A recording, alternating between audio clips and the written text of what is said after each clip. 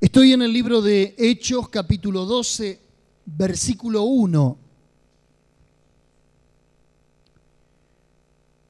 Tengo dos títulos para este mensaje. El primero de ellos es que la iglesia, cuando ora, es una fuente de poder. ¿Se anima a decirlo conmigo?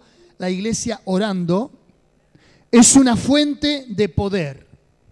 Y lo segundo es que Dios abre puertas. Diga conmigo, Dios abre puertas. Y nosotros también abrimos puertas con Dios. En aquel mismo tiempo, el rey Herodes echó mano a algunos de la iglesia para maltratarles.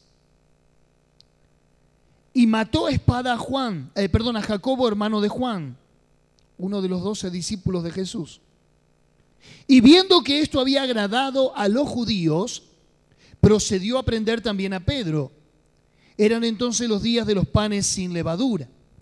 Y habiéndole tomado preso, le puso en la cárcel, entregándole a 4 grupos de 4 soldados cada uno, en total 16 soldados, para que le custodiasen. Y se proponía sacarle al pueblo después de la Pascua. Así que Pedro estaba custodiado en la cárcel, como si Pedro fuera un delincuente peligroso. Tenía 16 guardas o 16 guardias de la centuria romana, la cual cada soldado romano tenía la capacidad de defender 10 yardas a la redonda, más o menos unos 10 o 15 metros a la redonda, como si Pedro fuera algún delincuente peligroso. Así que Pedro estaba custodiado en la cárcel, verso 5, pero escuche esta proclama extraordinaria. Pero la iglesia hacía sin cesar oración a Dios por él. De vuelta, pero la iglesia hacía sin cesar oración a Dios por él. Qué extraordinario que es este versículo cuando lo analizamos en el contexto de todo el Nuevo Testamento y del libro de los Hechos, que es el comienzo, la piedra fundacional del cristianismo, de la vida cristiana. Diga conmigo, qué bueno es saber que la iglesia ora por mí. Levante su mano porque esto es lo que hacemos. Cuando nos convocamos aquí, cuando nos reunimos aquí, sí cantamos, sí ofrendamos, sí tenemos comunión los unos con los otros, sí podemos compartirnos nuestras cargas, pero el principal objetivo de la iglesia es que oremos los unos por los otros. Pero la iglesia hacía sin cesar. La palabra que se está conjugando allí en el griego es una misma palabra que se utiliza para describir la tos convulsa. ¿Sabe lo que es la tos convulsa? Esa tos que cuando te agarra no te da respiro. ¿Sí? ¿Alguna vez lo padeció usted? Sí. Hay gente que ha sufrido este flagelo, es terrible. Bueno, la misma palabra que Dios está utilizando, Pablo está utilizando aquí, Lucas, está utilizando aquí, es orar sin cesar. Es como esa tos seca que viene constante. Esa es la oración que la iglesia tiene que hacer por aquellos que están en alguna situación difícil, precaria, de incertidumbre o de crisis. ¿Me está siguiendo? Tenga en cuenta ese cabo suelto. Ahora lo analizamos a la luz de los otros. Verso 6. Y cuando Herodes le iba a sacar, aquella misma noche estaba Pedro durmiendo entre 2 soldados, sujetos con 2 cadenas, y los guardas delante de la puerta custodiaban la cárcel. He aquí se presentó un ángel del Señor, y una luz resplandeció en la cárcel. Y tocando a Pedro en el costado, le despertó diciendo: levántate pronto. Y las cadenas se le cayeron de las manos. Y le dijo el ángel: cíñete y átate las sandalias. Y lo hizo así. Y le dijo: envuélvete en tu manto y sígueme. Y saliendo le seguía, pero no sabía que era verdad lo que hacía el ángel, sino que pensaba que veía una visión. Habiendo pasado la primera y la segunda guardia llegaron a la puerta de hierro que daba a la ciudad, la cual se les abrió por sí misma. Y salidos, pasaron una calle, y luego el ángel se apartó de él. Entonces Pedro, volviendo en sí, dijo: ahora entiendo verdaderamente que el Señor ha enviado su ángel y me ha librado de la mano de Herodes y de todo el pueblo de los judíos, que de los judíos esperaba. Y habiendo considerado esto, llegó a casa de María, la madre de Juan, el que tiene por sobrenombre Marcos, donde muchos estaban reunidos. Seguían orando.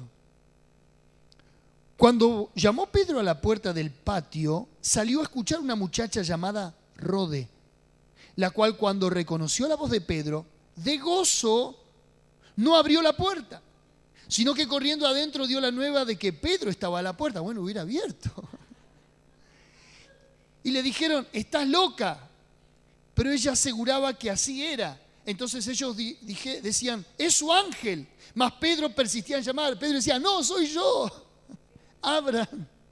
Y cuando abrieron, lo vieron y quedaron atónitos. Pero él, haciéndole con la mano señal de que callasen, les contó cómo el Señor le había sacado de la cárcel y dijo: haced saber esto a Jacobo y a los hermanos. Y salió y se fue a otro lugar. Luego que fue de día, hubo no poco alboroto entre los soldados, porque había sido Pedro. Mas Herodes, habiéndole buscado sin hallarle, después de interrogar a los guardias, ordenó llevarlos a la muerte.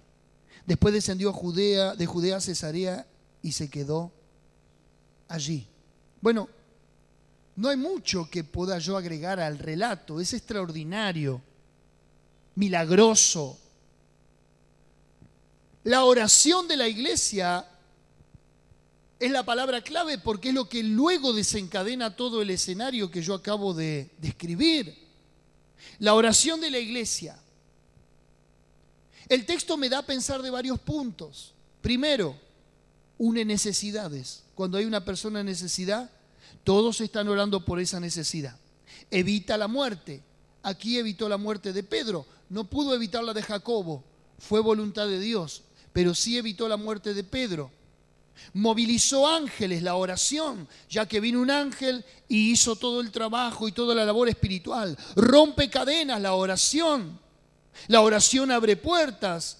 La oración restituye a los siervos de Dios en el lugar donde Dios los colocó para que puedan bendecir a otros. Si lo analizo teológicamente al texto, la oración es una de las armas poderosas que la Biblia registra a lo largo de todo el Antiguo Testamento y de todo el Nuevo Testamento. Si tengo que analizar el texto a la luz de la teología, hay una manifestación exclusiva de ángeles haciendo milagros.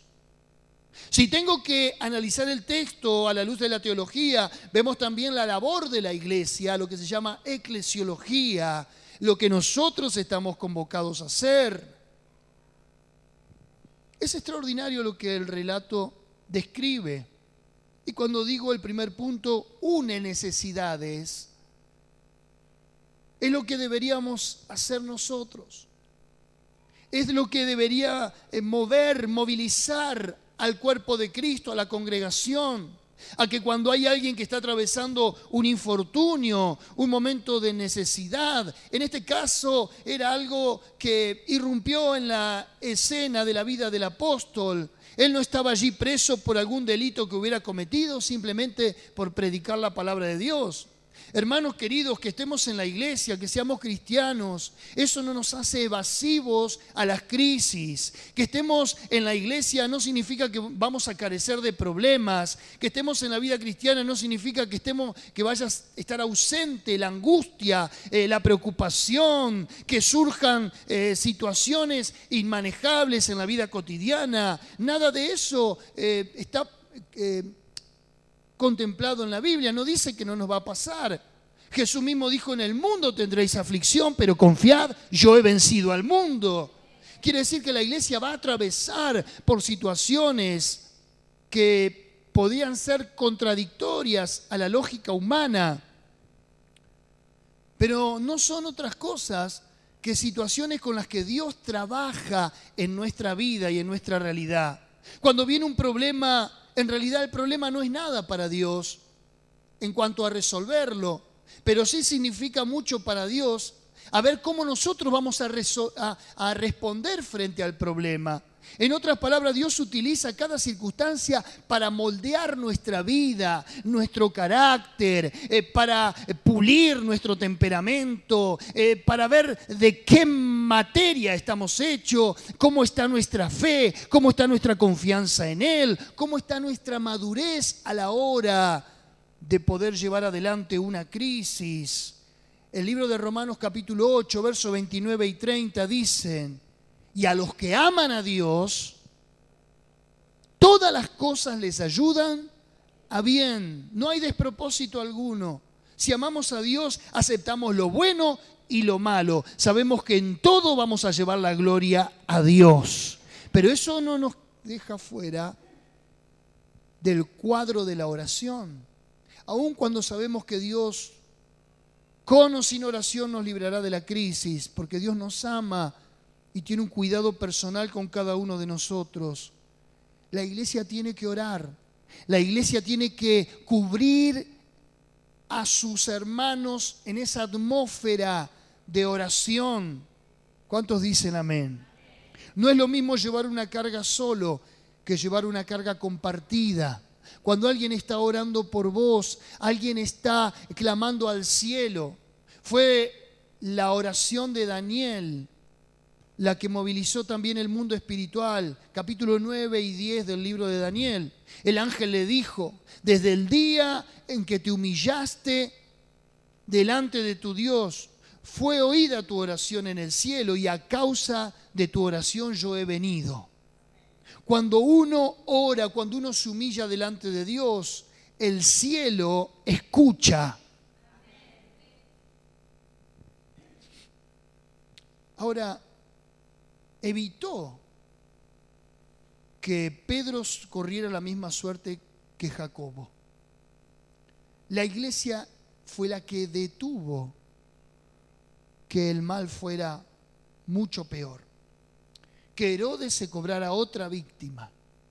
No era la persona de Herodes, era el mismo infierno y el mismo Satanás detrás de la intencionalidad de aquel rey, de aquel político.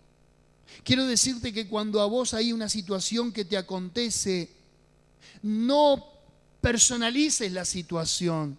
La Biblia dice que no tenemos lucha contra sangre y carne, sino contra poderes espirituales de las tinieblas. Es cierto que Satanás va a usar personas para atacarte, pero vos tenés que ser despierto en el discernimiento y saber que no es la persona en sí tu enemigo visible, sino que hay poderes espirituales que el enemigo utiliza para atacar tu vida. Nuestra lucha no es contra sangre y carne, es contra los poderes de las tinieblas. Era el mismo Satanás detrás de Herodes queriendo perjudicar a Pedro. Ahora, la oración es extraordinaria. Verso 5, léalo conmigo de nuevo, por favor. Así que Pedro estaba custodiado en la cárcel, pero la iglesia hacía sin cesar oración a Dios por él. La iglesia unida en un mismo espíritu. Ahora, note usted que Pedro está en el verso 6 sujeto con 2 cadenas. 2 soldados que lo custodian y los guardas delante de la puerta custodiaban la cárcel. Eran cadenas visibles. Eran cadenas como cualquier prisionero. Pero qué verdad es también que cuando la iglesia ora por alguien que se siente aprisionado, por alguien que se siente cautivo, por alguien a cuya libertad se le ha acortado, alguien que tiene los límites marcados en su vida y que no puede traspasar los límites de la libertad, alguien que se siente aprisionado muchas veces o por el vicio, o aprisionado con cadenas de temor, o aprisionados con depresión, o aprisionado con complejos pasados, o con situaciones traumáticas que no ha resuelto. Qué verdad es que cuando la iglesia ora, esas cadenas se rompen. Y he aquí un ángel del Señor, verso 7, y una luz resplandeció en la cárcel, y tocando a Pedro en el costado le despertó diciendo: levántate pronto. Y las cadenas se le cayeron de las manos. ¿Qué fue lo que propició esa cita divina, ese ángel, ese ser sobrenatural en la crisis de Pedro? La oración. Los hermanitos, los aleluyas estaban allí, hincaditas las rodillas, orando y clamando, intercediendo: Señor, devuélvenos a nuestro pastor, devuélvenos a nuestro apóstol, devuélvenos a Pedro. Señor, no permitas que le toquen un pelo, no permitas que lo maten, no permitas que él corra la misma suerte que corrió Jacobo. Y ahí oraban y oraban, intercedían, pero ellos no sabían lo que Dios estaba haciendo en el mundo espiritual. Y eso es lo interesante. Decirle a alguien que tengas al lado mientras vos orás: no sabés lo que está ocurriendo, pero algo está ocurriendo de parte de Dios. ¿Cuántos dicen amén?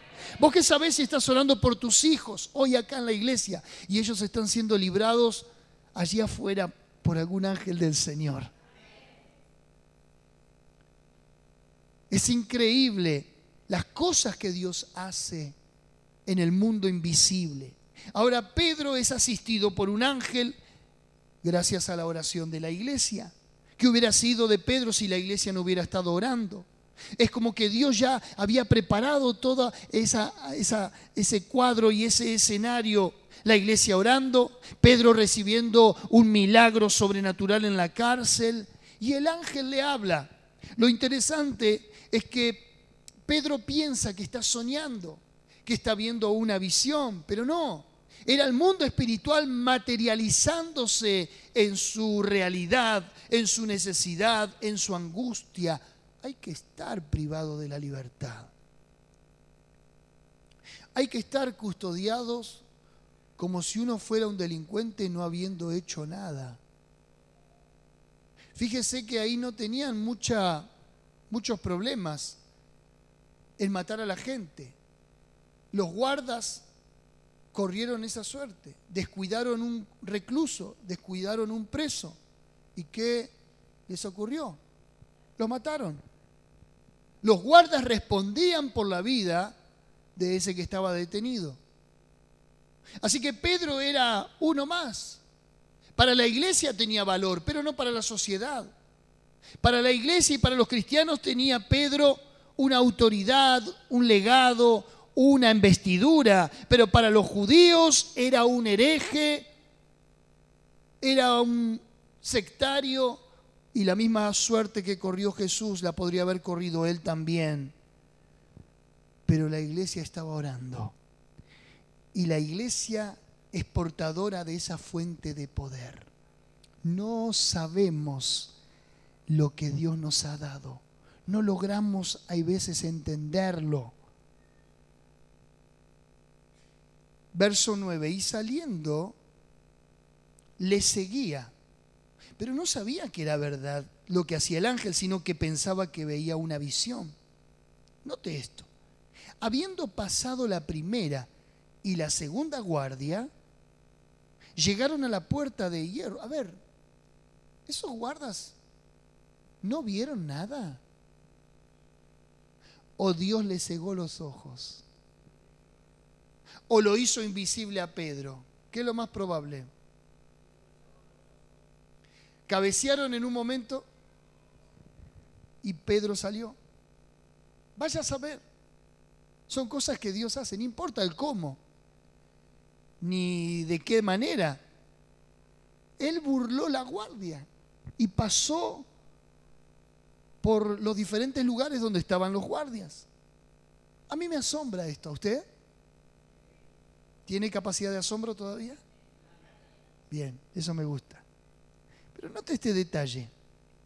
Habiendo pasado la primera y la segunda guardia, llegaron a la puerta de hierro que daba a la ciudad, y se les abrió por sí misma. Iban caminando, los guardias no contemplaron eso, y las puertas de hierro, ¿de qué eran? Se abrieron por sí mismas. ¡Qué milagro!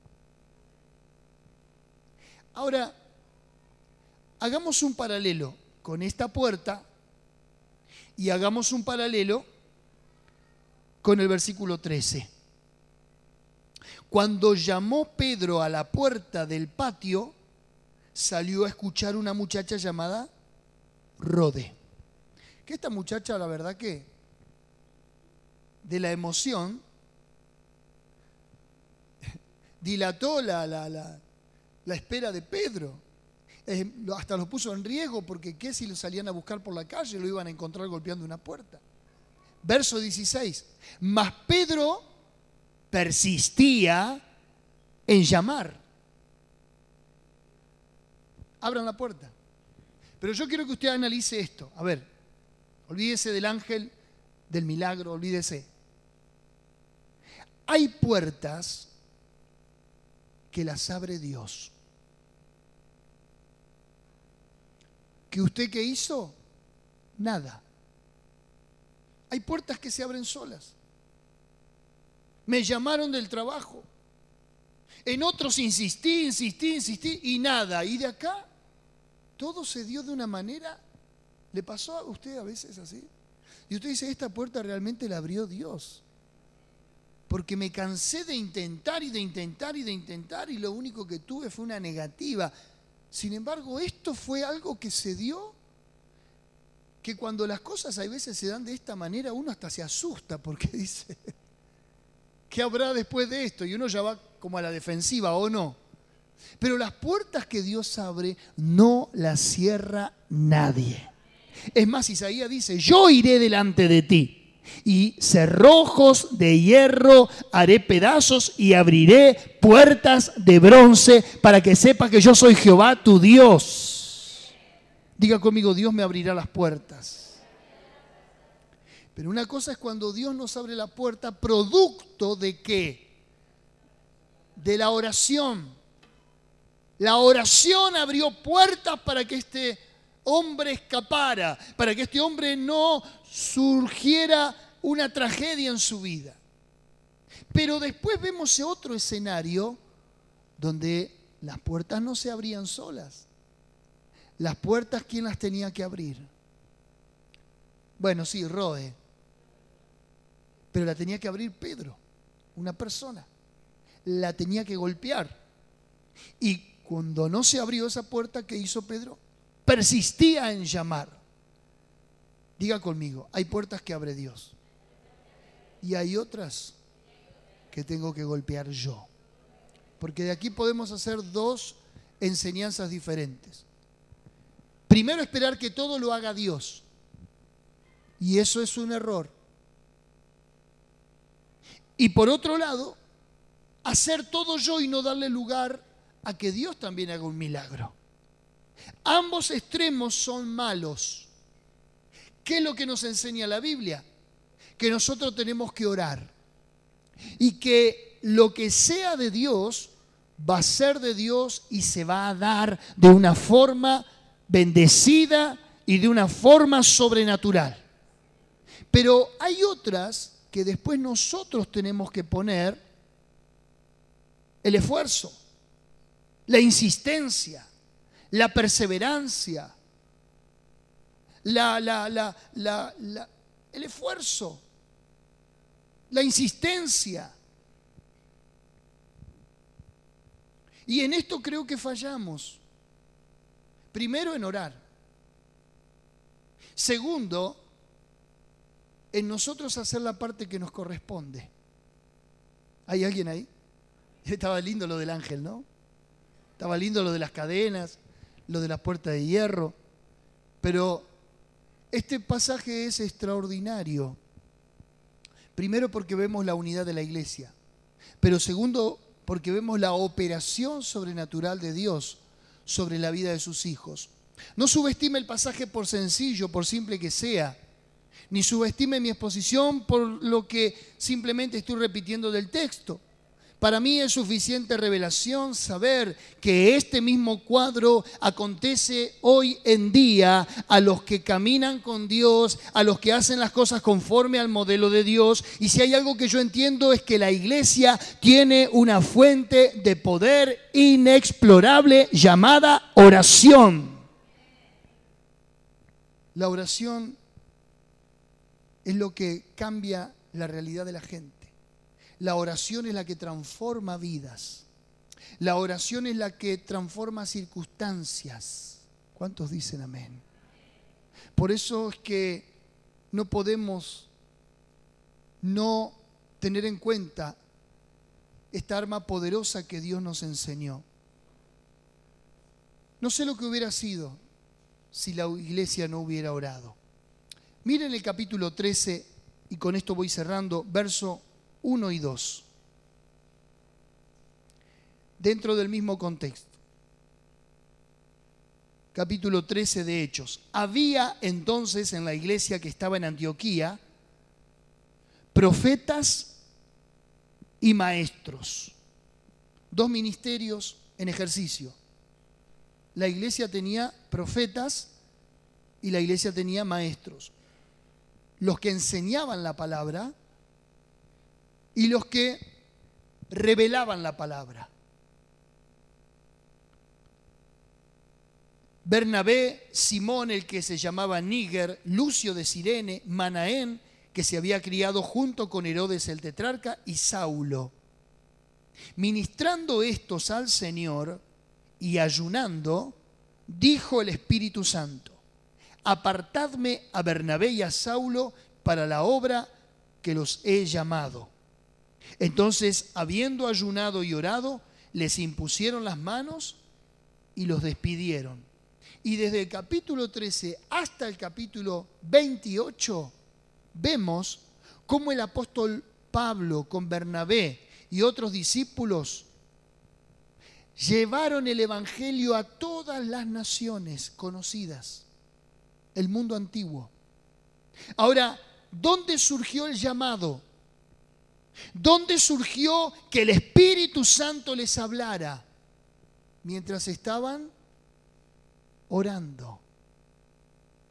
La oración tiene que ser no solamente la fuente de poder para que nos libre de las crisis, para que Dios nos dé su cobertura, para que la familia esté bajo el cuidado de Dios, bajo la providencia de Dios, sino que la oración también tiene que ser para que Dios nos hable, para que Dios nos guíe, para que Dios digite el caminar diario de la cotidianeidad, el día a día. La oración tiene que ser, como dijo Charles Spurgeon, la llave de la mañana y el cerrojo de la noche. Podríamos estar todo el sermón hablando de la oración, que está presente en cada capítulo del libro de los Hechos, que amerita llamarse así, porque era una iglesia que por orar tenían hechos, obras, manifestación. El mismo libro en inglés se llama Actos, traducido del inglés. Ellos actuaban, ellos eran actores sociales, actores en el sentido protagónicos de lo que Dios hacía. ¿Sos protagonista de lo que Dios hace en tu vida y en la vida de otros? ¿Podés adjudicarte con toda humildad y decir: aquella situación cambió porque estuve orando? Podés decir: aquella familia en la situación en que estaba, me puse a orar por ellos y Dios transformó su realidad. Podés adjudicarte sin temor a robarle la gloria a Dios, porque es Dios el que lo hace, es Dios el que se adjudica la gloria por los siglos de los siglos. Claro que sí, pero a mí me gusta estar dentro de los planes de Dios. Fíjese que la iglesia oró, recibió el milagro y ni siquiera lo podía creer. porque cuando Rode fue y le dijo a los que estaban allí orando y orando, me parece que es Pedro, ¿qué le dijeron? Estás loca. Cuando dijo, pero escuché su voz, ¿qué le dijeron? Es un ángel. No, era el milagro golpeándole la puerta. Te voy a decir más, vas a estar orando y orando y orando por situaciones, el milagro te va a golpear la puerta y vas a decir, no, debe ser la vecina que me viene a pedir yerba. No, tenés que orar y también tenés que creer. Te voy a contar algo, un testimonio y cierro el mensaje. Mi esposa estudió magisterio. Te estoy hablando de hace por lo menos 20 años atrás. Una de las materias que tenía dentro de magisterio se llamaba foniatría o algo por el estilo, en la que no solo al docente lo evalúan por los contenidos aprendidos, por las prácticas, el manejo de grupo en el aula y demás, sino por la parte fonética. Un maestro tiene que saber manejar su caudal de voz, su tono y todas estas cuestiones. Esa materia, ella estaba reprobándola. ¿Por qué? Porque desde chica tuvo un accidente en lo cual no respiraba bien por su tabique nasal. El no respirar bien y hablar y respirar por la boca a la vez le produjo nódulos, pólipos en las cuerdas vocales. Así que cuando ella hablaba, todo el tiempo que hablaba, era una afonía, difonía constante. ¿Me está siguiendo? Yo la acompañé a hacerse un estudio, le hicieron un estudio tipo endoscópico con una cámara y le dijeron, mira, hay que operarse, porque no vas a poder estar frente a un aula, no vas a poder ejercer la carrera con la cual te estás preparando, porque tu voz se va a quebrar, los pólipos y los nódulos son un mal que no tiene retroceso, sino avance. Estábamos muy mal porque alguien que aspira a una carrera y demás, se prepara para eso, se siente frustrado al no poder llevarlo a cabo. Así que oramos, Señor, hace un milagro, sácale los pólipos, que no tenga que operarse. La misma profesora le dijo, mirá, anda viendo otra carrera, anda viendo otro oficio, porque el magisterio no va a poder ser lo tuyo. No podés enseñar, no tenés voz. Cuando le habían dado el turno para la operación y se fue a hacer el prequirúrgico, le hicieron el último chequeo endoscópico en las cuerdas vocales y el cirujano que le iba a operar le dijo, mirá, no te puedo operar. Yo dije, ¿y ahora qué pasó? No te puedo operar de lo que no tenés. Entonces yo le dije, Erika, no te quieren operar porque la obra social no debe cubrir la cirugía.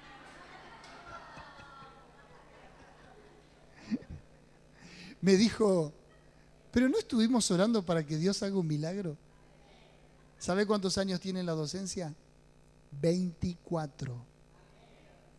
Siempre pudo dar clases, siempre pudo ejercer y no tiene nada en sus cuerdas vocales.